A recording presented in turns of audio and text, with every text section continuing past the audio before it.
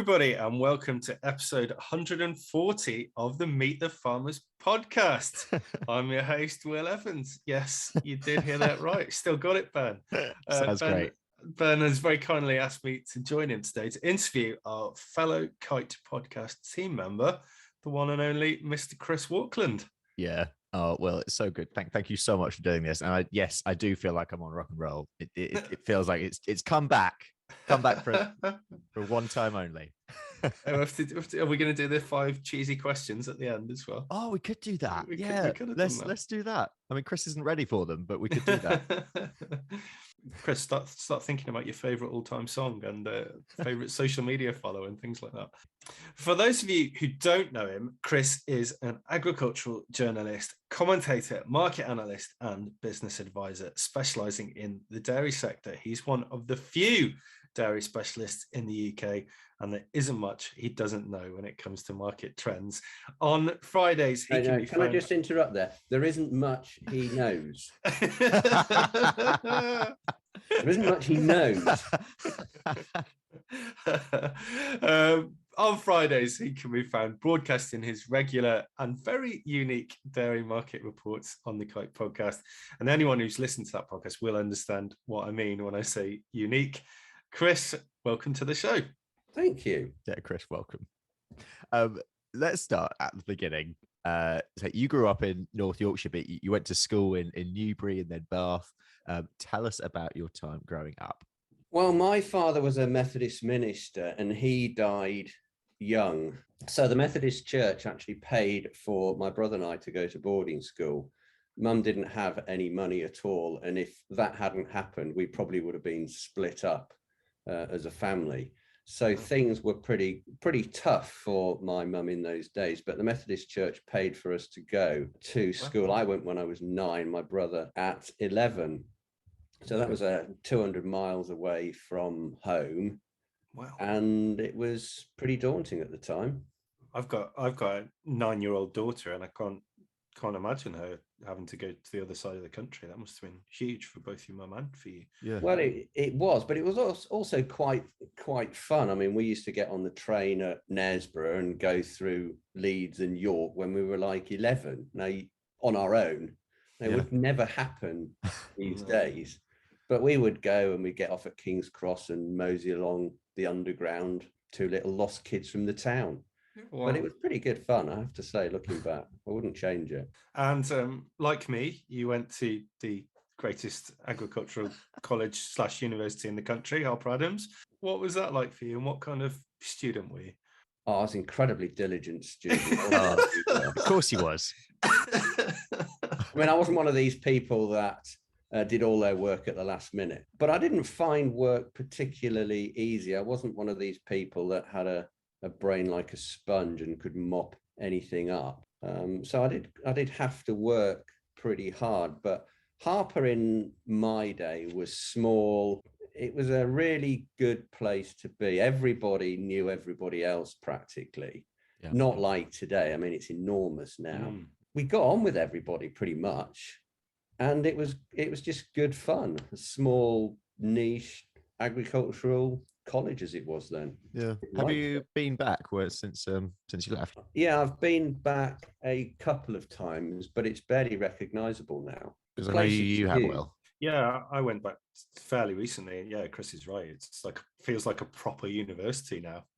Whereas when I was there early, sort of late 90s, early 2000s, it still did have that agricultural college feel, although it was changing then. But it looks as if they've got clever people there now. It really does. Not in my day. apart from your good self. Why did you choose Harper, Chris? Where did the sort of agricultural connection come from? Well, when we were young, we couldn't afford holidays, but we had a family friend who had a farm in Norfolk near King's Lynn. So we used to go on holiday quite often to that farm, and they had things called tractors and combines and woolly things and a horse. So for me, it was quite exciting and different. And I guess I got an interest in agriculture there, but without knowing it. I also didn't really have I didn't have a father who was a lawyer or a airline pilot to influence me. So there was none of that. But when we went to school, a friend of our father's was an agriculturalist. He was high up in Marks and Spencer's. He was Peel Holroyd, he was, just died last month. And he knew everybody in agriculture at the time. He was one of the leading lights in the food sector. And he would have influenced me as well. Yeah. So I guess the combination of the three things pushed me in this direction because I didn't know what else was out there, really. Yeah. So where did the journalism come from? Was that something that you picked up at Harper? Did you discover a love for writing, or was that, I don't know, where did it come from? Well, I knew I could write. And when I was at Harper, I knew what I didn't want to do rather than what I did want to do. And I knew I'd be useless at selling. So I didn't think I'd make a good job of that. That's I would think you'd be quite good at selling. I was going to say, skip ahead of What you. you're basically saying is you're full of bullshit, aren't you? And bullshit and salesmen go together. I think you could spin a good line. No, I've got a huge respect for salesmen, but I didn't want to spend all my time in the car going up and down farm drives, selling things. And I just fell into journalism by accident, really. Somebody who I knew from my course had done the job. They were moving on. Vacancy became available. So I kind of applied and, got a lucky break. And you started writing about the pig sector? I did, yeah. But pig farmers were way too miserable for a long-term career in pig farming. Decided to move on to dairy. I mean, pig farming. It starts already. Dairy farmers famously cheerful and optimistic, of course. Well, probably more optimistic. I say that from a dairy farming family. And dairy farmers are mad as well as pig farmers. I think pig farmers are probably even madder than dairy farmers. But what's the lack of? Why did I bring you on this podcast? So we've been linked to that. In all seriousness, back then, what was your perception of farmers themselves? Sort of going into that role, and has that changed at all through the years? When I was young. Yeah, I suppose when you first started the beginning of your career as a hack. Oh, I thought all farmers were rich. I hadn't really and didn't understand the concept of tenant farmers. Yep. Because I think the farmers that I'd come across mainly were landowners. Yep. And I would have been subject to all of the headlines in the 70s and the 80s and the 90s about subsidies and things like that. And I thought farmers were rich and doing pretty well. And a lot of them probably were. And, aside from the tenant farmer element, that would be my perceptions. And how that has changed, well, now I think they're all poor, landowners and tenants. I do admire farmers for what they're up against, what they're up against on a number of factors, not least the weather, politics and economics. And I do remember thinking in one of my Harper Adams economics lectures, why do people do this job? Yeah. You know what? That is one of the main questions that anyone who certainly hasn't grown up in farming or comes in from a different slightly angle. That is the key question. It's something that I think even for a lot of us who are brought up in farming, yeah. That's a I've been asking myself that a lot lately. When did you start to specialise in dairy then, Chris? Where did that come from? Well, about 2 or 3 years into writing about pigs and having decided that it was such a grumpy industry, I had the opportunity of moving to write about dairy. This was still at Farming Press in Ipswich. So I took the opportunity and haven't managed to escape yet. I'm still here. And, I quite like it, really. Why do you like it? What is it that you like about the dairy industry? Here's your chance to big up the dairy farmers. I think it's a very dynamic industry. There's always something going on, whether that is politics. It's a very political industry, you know, whether that was EU politics or UK politics. There's always something happening on prices. Unlike pig farmers, dairy farmers are always happy with their milk price. They're always content. And there's some great people out there. Yeah. You know, there's some great people out there. There are people who think they know everything but actually know nothing. There are people that think they are stupid and actually are really intelligent and bright. Yeah. And there's every type of farmer and person in between. And the characters are great. Yeah. So there's that element, and it's just, there's always something going on. Yeah. I suppose other than being asked to join the Kite Podcast team, of course, what give us some career highlights. Well, I think that is the highlight. It must be. It must be. That is the undoubted highlight of my career, and actually, hopefully, I'll get a listener one day. I'll do it often enough. Somebody might actually listen. But I think career highlights. I do like writing the comment piece for British Dairying on the industry. I have enjoyed working behind the scenes as Robin to Ian Potter's Batman. I've done that for a number of years. So that's been a highlight. It was quite good fun going to the Royal Show and Smithfield meeting, you know, dignitaries and the Queen Mother. And I think travel has been a highlight. In my early career, I had the opportunity of flying to the Philippines. Wow. And that was good fun. Yeah. And I've done a lot of countries that I wouldn't have been to if it wasn't for this job. But I think the highlight are the stories that you hear and the people that you come across. So when did you first decide to head out on your own and go freelance, and what prompted that decision? Well, I had moved on from writing magazines at Farming Press, and I was working in a PR agency, and basically had a bust up and got fired. So it was simple as that. I wish I'd been a fly on the wall for that. Yeah, it wasn't a particularly easiest time, but I was I was obviously doing stuff that they didn't approve of, but the clients were loving what I was doing. British Dairying was the editor of British Dairying was struggling, so I was helping her out and stuff like that. And occasionally PR agencies implode, don't they? And that's what happened with that one. And I started up on my own and never really looked back. Yeah. Best thing that ever happened to me in hindsight. Yeah.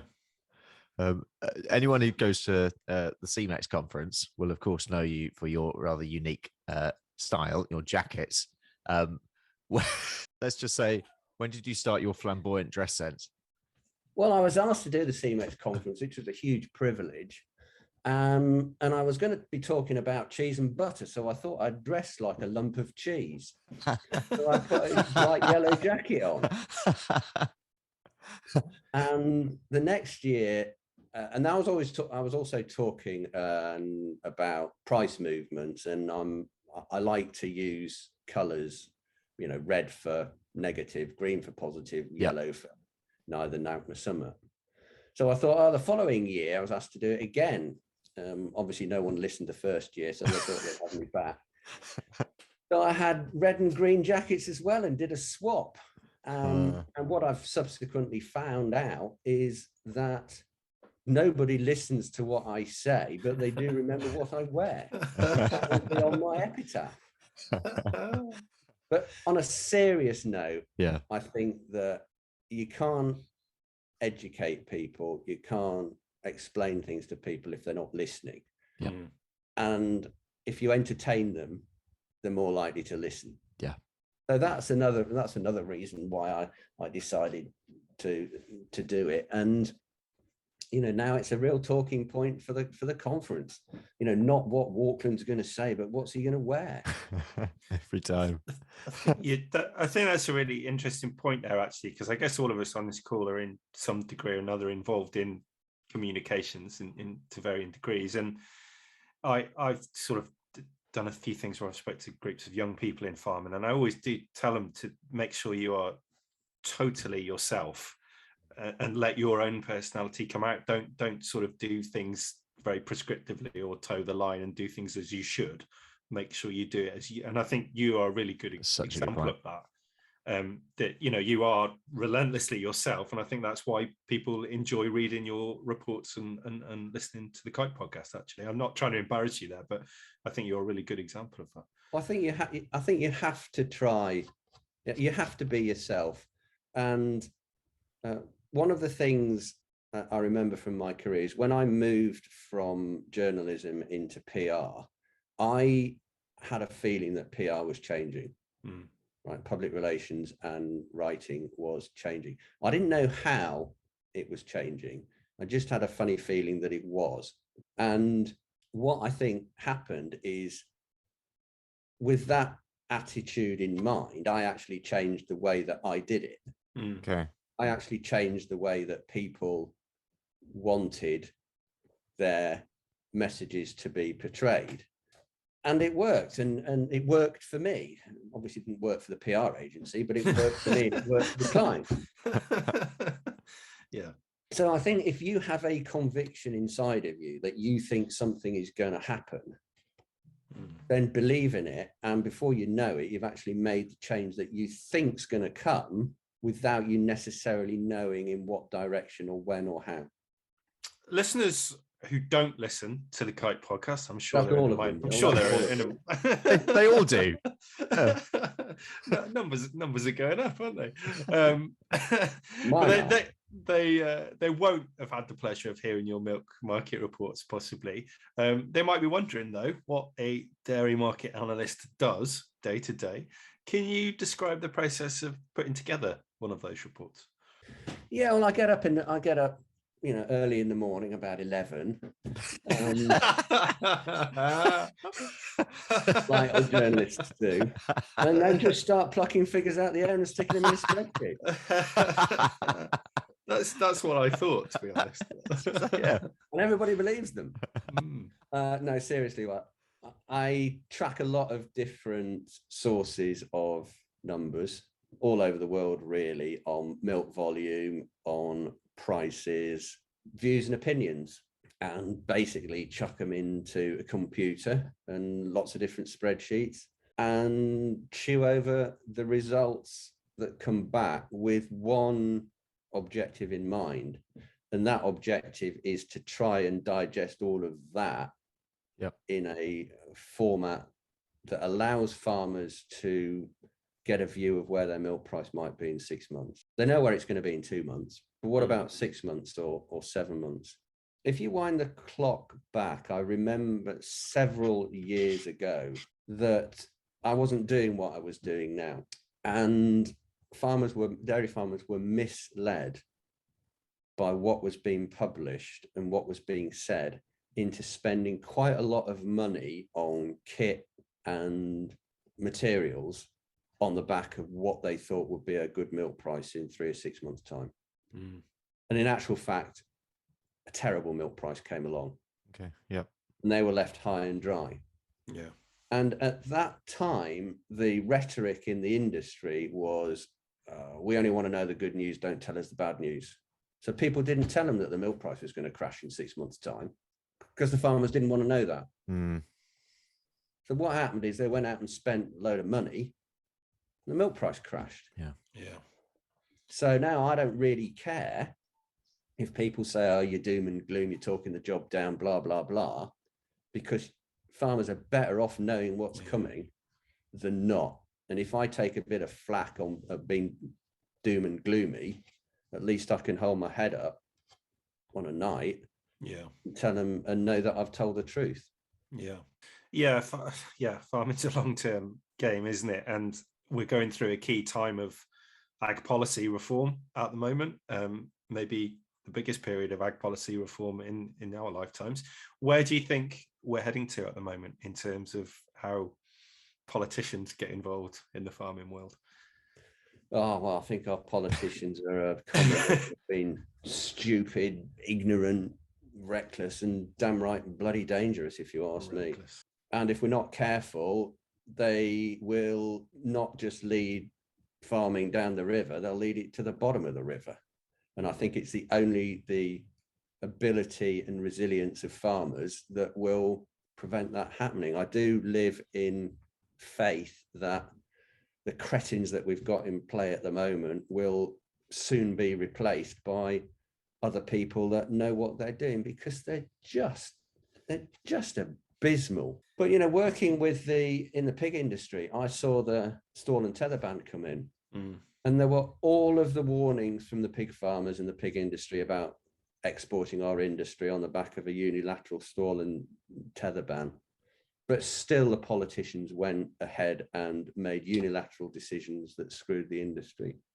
I cut my teeth in the dairy industry on deregulation of the MMB. I mean, what a cock-up. Yeah. I mean, that wasn't just a political cock-up. That was a cock-up on all sides. But even so, the politicians got that one wrong as well. That was the beginning of the end for dairy on our farm here. Yeah.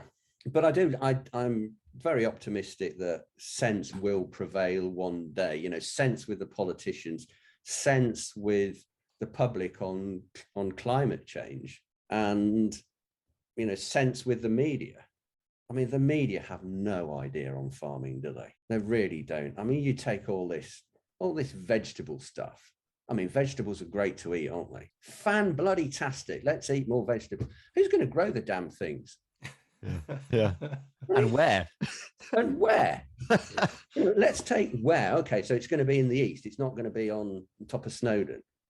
It's a very, very skilled job. Yeah. To me, a normal tractor looks scarily expensive. And then you see these veg growers with their huge pieces of kit behind them, normally full of people that you can't get anymore. Well, exactly. We got to grow more veg. Who? Yeah. Where? Yeah. How? Yeah. And then you read a tweet that I read last night that knocked me over practically, when somebody, and I can't remember the name, posted about the price of a whole chicken being less than the price of a medium latte. I saw that, Yeah. And you think, wow, knock me down with a feather. Yeah. So where's the joined up thinking going to come?